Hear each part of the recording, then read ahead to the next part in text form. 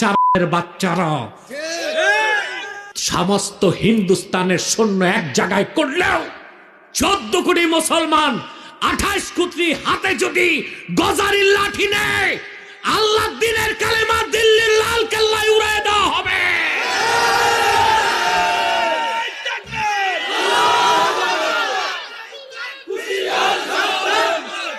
মমতা ব্যানার্জি বাংলাদেশের স্বাধীনতার বিরুদ্ধে যে বক্তব্য দিয়েছে, 24 ঘন্টার মধ্যে পররাষ্ট্র উপদেষ্টাকে ভারতের রাষ্ট্রদূতকে তলব করে শোকজ করতে হবে, নতুবা বাংলাদেশের মানুষ ভারতের যে দূতাবাস আছে তা ঘেরাও করবে, প্রত্যেকটা ইটকে আলাদা করে দিবে বাংলাদেশের মুসলমান।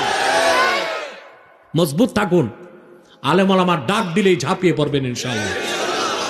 বর্তমান সরকারকে 3টা পরামর্শ দিব, যে 3টা নীতি তারা বাস্তবায়ন করে হিন্দুস্তান বাংলাদেশের নাম শুনলে হরে রাম করতে করতে পানি খাবে। সম্মানিত সুধী, আমি আপনাদেরকে একটা ভয়ঙ্কর সংবাদ শোনাচ্ছি।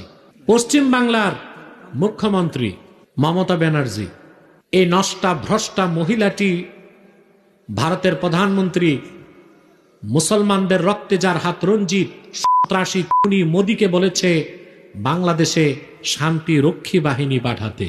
একটা স্বাধীন দেশে ভারতের প্রধানমন্ত্রীকে সে দেশেরই কোনো এক মুখ্যমন্ত্রী যদি বলে শান্তিরক্ষী বাহিনী পাঠাতে, তাহলে বোঝা যায় তারা আমাদের স্বাধীনতায় হস্তক্ষেপ করতে চায়।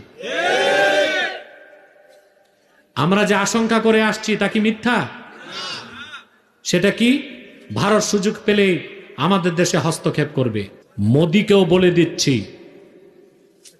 আর মমতা ব্যানার্জিকেও বলে দিচ্ছি, সাবধান, বাংলাদেশের দিকে হাত বাড়াবা 14 কোটি মুসলমান ওই কালো হাতকে ভেঙ্গে দিবে।